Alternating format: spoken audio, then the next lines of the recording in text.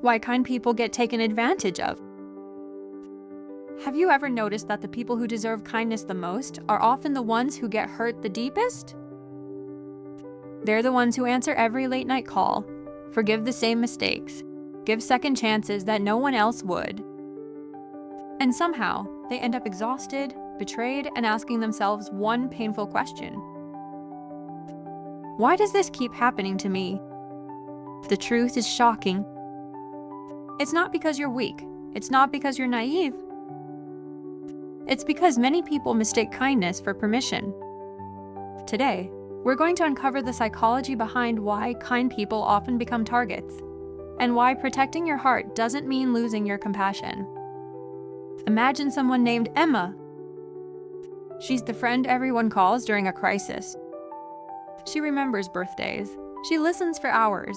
She lends money. She cancels her own plans to help others. Everyone describes her as the nicest person you'll ever meet. But every night, Emma lies awake wondering why nobody shows up when she needs them.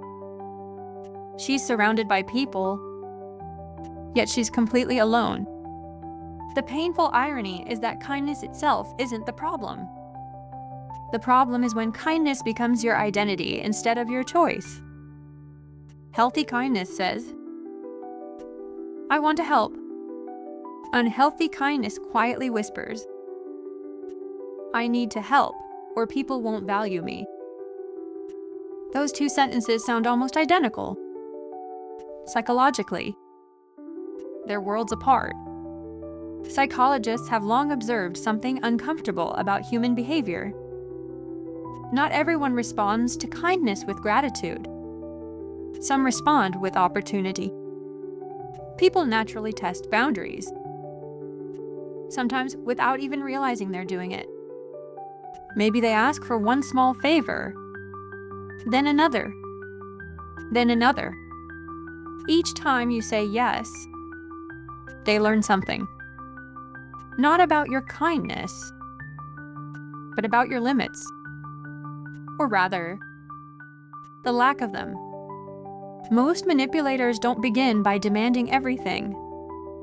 They begin with something tiny, because every unchecked boundary becomes a doorway to a bigger request. It's rarely obvious. That's why so many kind people don't notice they're being used until they're emotionally drained. Here's where psychology gets fascinating. Many adults who struggle to say no weren't born that way. They learned it. Perhaps as children, they received love only when they behaved perfectly. Maybe they became the family peacemaker, the responsible sibling, the child who never caused problems. Over time, their brain created an unconscious equation. Being helpful equals being loved. That belief doesn't disappear in adulthood. It simply changes location. Instead of trying to please parents, they spend years trying to please partners, friends, colleagues, even strangers, without realizing they're still chasing the same emotional reward: acceptance. David always dated women who needed saving. One struggled financially. Another had constant emotional crises. Another refused to take responsibility for anything. Every relationship followed the same pattern. David gave more. She took more. David gave even more. Until eventually, he had nothing left.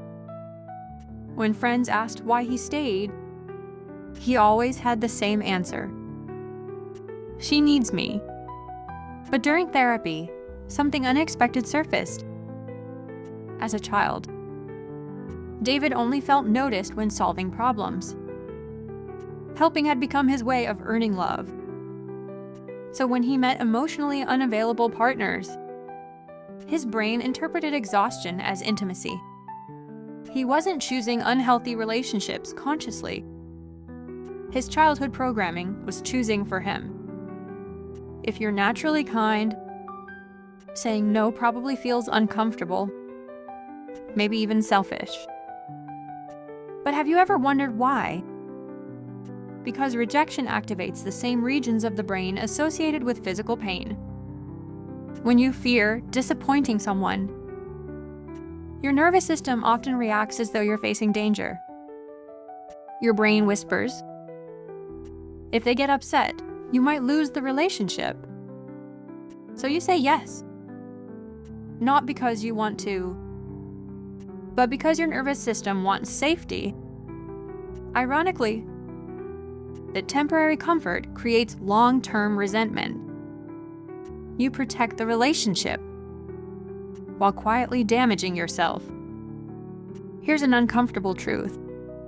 Emotionally healthy people respect boundaries. Emotionally unhealthy people often resent them. Think about that. When you finally say no, healthy people understand. Manipulative people become angry. Not because you've changed, but because they've lost access to unlimited generosity. This is why setting boundaries sometimes makes people accuse you of becoming different. You're not becoming different. You're becoming visible. For the first time, people can see where you end and where they begin. Imagine owning a beautiful house. Would you leave every door unlocked simply because you're a welcoming person? Of course not. Locks don't mean you hate your neighbors. They simply protect what matters. Boundaries work exactly the same way. They're not walls. They're doors with handles. The right people will knock. The wrong people will complain that the door is locked. That reaction tells you everything you need to know. People often admire generous individuals, but they rarely see the invisible cost. The canceled dreams, the postponed goals, the emotional burnout, the anxiety, the constant feeling of carrying everyone else's problems. Many kind people spend so much time watering other people's gardens. They forget their own flowers are dying. Eventually, even kindness begins to feel heavy.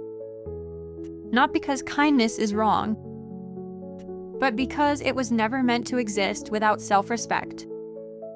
One day, Emma stopped answering every call immediately. She stopped apologizing for being busy. She stopped rescuing people from problems they created themselves. At first, some people disappeared. She felt guilty. She questioned herself. But something incredible happened. The relationships that remained became stronger, more balanced, more genuine. The people who truly loved her didn't leave. They adapted. Because real love doesn't demand your exhaustion. It celebrates your well-being. Some believe kindness means always giving. Psychology teaches us something different. Real kindness includes yourself. It says, I care about you. But it also says, I matter too. The strongest people aren't the ones who never say no. They're the ones who know exactly when they should. Because kindness without boundaries becomes self-abandonment. But kindness with self-respect becomes wisdom. If you've spent years believing your value comes from how much you give, maybe it's time to ask yourself a different question. What if the people who deserve your kindness the most are the ones who never ask you to sacrifice yourself to prove it? Because the healthiest relationships aren't built on endless giving. They're built on mutual care, mutual respect, and mutual responsibility.